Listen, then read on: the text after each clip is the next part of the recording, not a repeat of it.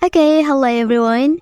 Here I want to provide the tutorial on how to turn off notification on Redmi 13c device.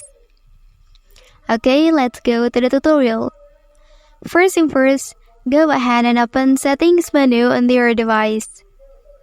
Well, after that here you can scroll down and then you can select notifications and control center option.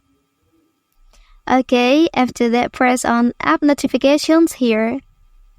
And after that, you can turn off any application that oversharing notifications on your device, such as Google or the others. Well, that's the tutorial on how to turn off notifications on Redmi 13c device.